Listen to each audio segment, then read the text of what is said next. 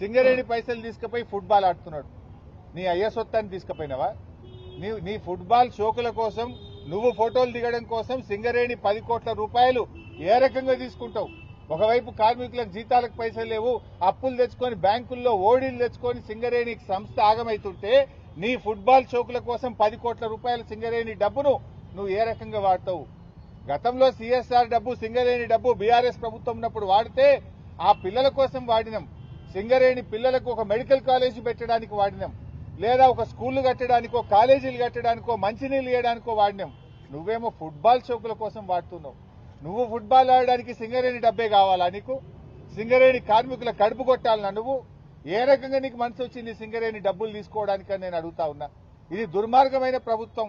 నువ్వు ఫుట్బాల్ ఆడడానికి రాష్ట్ర ప్రభుత్వంలోనే 5 కోట్లు తీసుకుపోయి స్టేడియం కట్టుకుంటావు, సింగరేణి 10 కోట్లు తెచ్చి ఆ మెస్సీతో మ్యాచ్ ఆడుతా అంటావు. ఎవరయ్యే సొత్తని సింగరేణి పైసలు డైవర్ట్ చేస్తా ఉన్నావు? సింగరేణిలో జీతాలు ఇద్దామంటే పైసల్లే ఓడి తెచ్చుకునే పరిస్థితి ఉన్నది, నువ్వు 10 కోట్లు తెచ్చి ఫుట్బాల్ ఆడతావా? ఇదేనా ప్రజాప్రభుత్వం?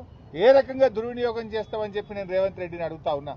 రేపు బీఆర్ఎస్ వచ్చినాక ఈ ఫుట్బాల్ మ్యాచ్ల మీద, ఈ ఫుట్బాల్ మీద పెట్టిన 110 కోట్ల మీద రేపు ఎంక్వైరీ వేస్తాం.